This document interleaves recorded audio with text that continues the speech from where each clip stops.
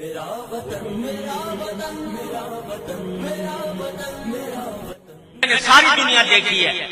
دنیا کے 6 بر اعظموں میں جانے کا اتفاق ہوا ہے.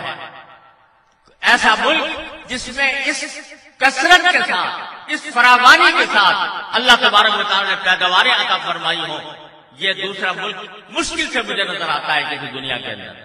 اگر کسی ملک کے اندر کوئی ایک پھل ہوتا ہے وہ اس پر فخر کرتا ہے کہ ہمارے ہاں یہ پھل پایا جاتا ہے. اللہ تبارک و تعالی نے ایک ایک پھل کی ہزاروں قسمیں اور طرح طرح کے اللہ تبارک و تعالیٰ نے اپنے نعمتیں عطا فرمائی. وَرَزَقَكُم مِّنَ الطَّيِّبَاتِ. تو دیکھو اس آیت کا ایک ایک لفظ ہمارے اوپر صادق آ رہا ہے. ہم تھوڑے تھے، زمین میں ہمارا کوئی مقام نہیں تھا، ہمیں ہندو اور انگریز نے دبایا ہوا تھا. تخافون ان یتخطفکم الناس. تم ہر وقت اس اندیشے میں تھے، اس خوف میں تھے کہ لوگ تمہیں اچک کر لے جائیں گے، تمہیں لوٹ کر لے جائیں گے. لیکن اس تمام حالت میں اللہ تبارک و تعالی نے تم کو ٹھکانہ دیا. آواکم وأیدکم بنصرہ. اپنے مدد سے تمہاری تائید کی. ورزقکم من الطیبات. بہترین رزق تمہیں عطا فرمایا. کیوں کیا یہ سارا؟ لعلکم تشکرون. کہ شاید تم شکر گزار بن جاؤ. اس لیے کیا کہ شاید یہ ساری نعمتیں حاصل کر کے تم اللہ تبارک و تعالیٰ کے شکر گزار بندے بنو، اللہ تعالیٰ کا شکر ادا کرو. اس لیے کیا تھا.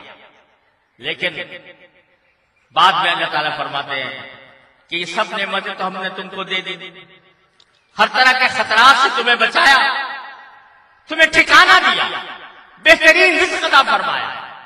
یا ایھا الذین آمنوا لا تخونوا اللہ والرسول وتخونوا اماناتکم.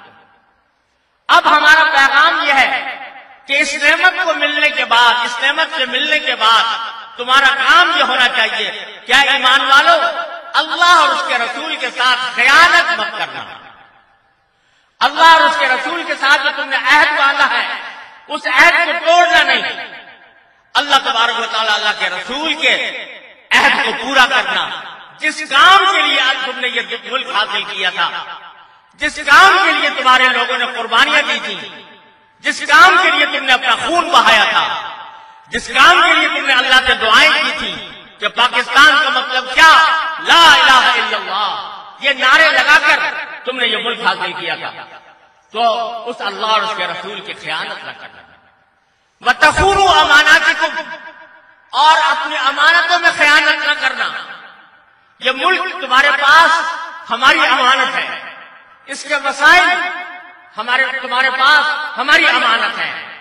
اس کا اس کی ہر چیز، اس کا ہر اثاثہ تمہارے پاس ہماری امانت ہے.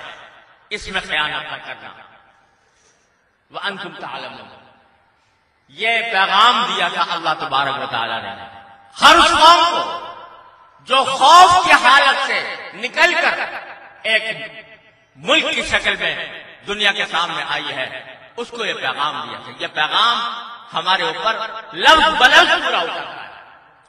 لیکن ہم نے آج اسی ملک کو، اللہ تبارک و تعالیٰ کی دی ہوئی اس عظیم نعمت کو اپنی بدعمالیوں سے تباہی کے کنارے پہنچا دیا.